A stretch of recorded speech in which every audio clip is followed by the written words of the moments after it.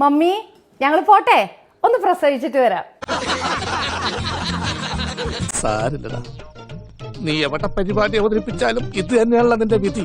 ഇത് അഞ്ചാമത്തെ അല്ലേ, ഇതോടുകൂടി നിർത്തിക്കോളോട്ടാ. ഇതൊക്കെ ഒരു എൻജോയ്മെന്റ് ഉള്ള പ്രോസസ് അല്ലേ മമ്മി? അയ്യോ മമ്മി, നമ്മുടെ അഖിലേട്ടൻ പറഞ്ഞൊന്നും കേട്ടില്ലേ? ഒരു കാലത്ത് സ്ത്രീകൾ പ്രസവം എന്ന് പറയുന്നത് വളരെ കൂടുതൽ, പണ്ടൊക്കെ തമാശയായിട്ട് ചിലർ പറയുന്നത് കേൾക്കാം.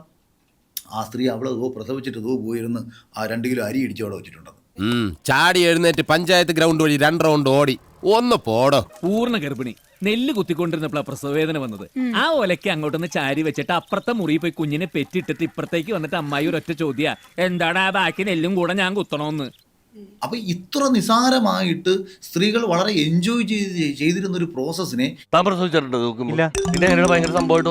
കുറച്ചെങ്കിലും കോമൺ സെൻസ് ഉപയോഗിക്കണ്ടേ? പ്രതികരിച്ചല്ലേ പറ്റൂ. ഇതിപ്പോ ആ ഒരു കാര്യം കൊണ്ട് മാത്രമല്ല, കണ്ടിട്ടുണ്ടല്ലോ അങ്ങോട്ട് മോനെ. ഇതുവരെ ഒരു സ്ത്രീയും വളരെയധികം എൻജോയ് ചെയ്ത് ലേബർ ചെയ്യുന്നതോ ഡെലിവറി ചെയ്യുന്നതോ ഞാൻ ഇതുവരെ കണ്ടിട്ടില്ല. അത് തന്നെ എന്റെ അഭിപ്രായം. എൻജോയ്മെന്റ് നിറഞ്ഞ പ്രോസസ് ആണെന്നുണ്ടെങ്കിൽ സ്ത്രീകളെ അമ്യൂസ്മെന്റ് പാർക്കിലോ സിനിമാ തിയേറ്ററിലോ പോയി അപ്പുറത്തെ റൂമിൽ പോയി പ്രസവിച്ചാൽ പോയി.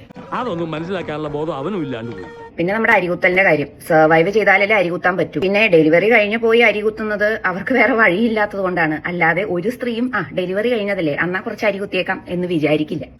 ഇത്രയും കുഴപ്പമുണ്ടോ? പിന്നെ അല്ലാതെ ഈ ലോകം നിലനിൽക്കുന്നതിന് നമ്മൾ സ്ത്രീകൾ ചെയ്തു കൊടുക്കുന്ന ഒരു ഔദാര്യം മാത്രമാണ് പ്രസവമെന്ന് പുരുഷന്മാർ മനസ്സിലാക്കണം. ആദ്യത്തത് ഉരുളിടി മെത്തേഡ്. എന്റെ വലുത് വേണമെങ്കിൽ വേറെ പറമ്പിന്നുകൊണ്ട്. അടുത്തത് DJ ഗ്രൂവ്. ചിരിച്ചു കഴിഞ്ഞാ എന്നാ വണ്ടി വിട്ടോ വിട്ടോ വിട്ടോ.